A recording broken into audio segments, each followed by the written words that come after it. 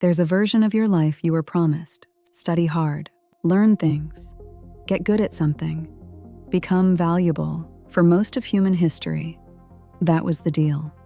And now something is quietly breaking it. Think about how much of your identity is wrapped up in being capable. Not just your job, your sense of yourself, the fact that you can figure things out, solve problems, write clearly, explain something complex, make a good argument, learn something new, and actually use it. We don't usually say it out loud, but most of us quietly believe I'm valuable because of what I know and what I can do with it. That belief runs deep.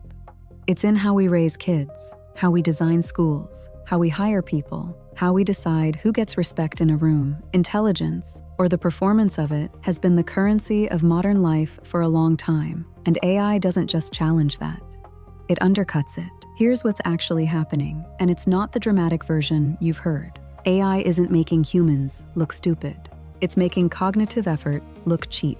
There's a difference. A few years ago, if you could write a clear, well-researched 2,000-word analysis of something complicated, that was rare. That took time, skill, knowledge. People paid for it. Companies hired for it. Today, a decent prompt gets you 80% of the way there in 30 seconds. That doesn't mean you're worth less, but it does mean the task is worth less. And if your value was mostly attached to the task, not to you specifically, then yes, something has shifted. The question is, what shifted exactly? Here's what I think most people miss. Intelligence was never really the point. It was a signal, a proxy, a way of finding people who could do something harder to measure, people who could judge well, adapt, care about outcomes, know when they were wrong, know when the answer they got was actually the wrong answer to the wrong question. Those things are hard to test, hard to hire for, hard to build a school curriculum around. So we measured what we could measure: test scores, credentials, outputs. And somewhere along the way, we started confusing the signal for the thing itself.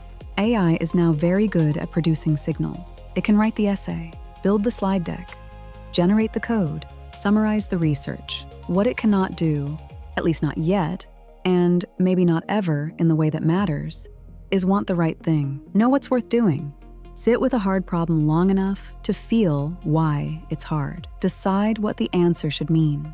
That's not a small gap. That's the whole game. So where does that leave us? I'm not going to tell you to just be more creative or focus on soft skills. That advice is everywhere and it's not wrong. It's just not enough.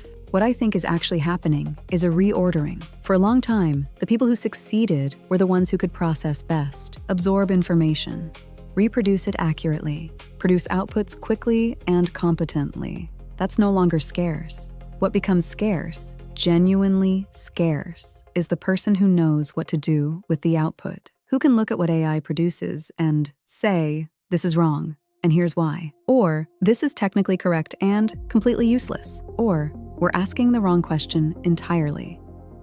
That requires something AI can generate the appearance of but can't actually do. It requires judgment, which comes from experience, which comes from caring, which comes from being a person who has lived in the world, made mistakes, felt consequences, and learned something real from them. You can't shortcut that. You can't prompt your way to it. Here's where I want to be honest with you, because I think most videos on this topic aren't. Not everyone is developing that kind of judgment right now. A lot of people, understandably, are doing the opposite, offloading more, thinking less, letting the tool do it because the tool is right there and it's faster. And that's fine in the short term. There's nothing wrong with using the tool, but there's a version of this that goes further, where you stop trusting your own assessment because the model's answer is always right there and sounds more confident than you feel. That's the quiet risk. Not that AI will replace you, but that you'll quietly replace yourself. The future doesn't need you to be the smartest thing in the room, but it does need you to be present in the room, paying attention, making calls, taking responsibility for the outcome. That is a different kind of valuable. And it doesn't come from processing power.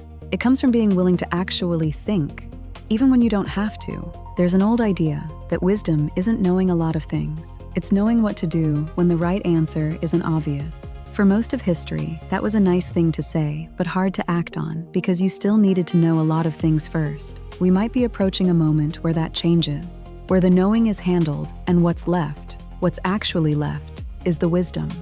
The question is whether we'll be ready for that, or whether we'll have already handed that part away too. I'm Lyra, and I will see you in the next video.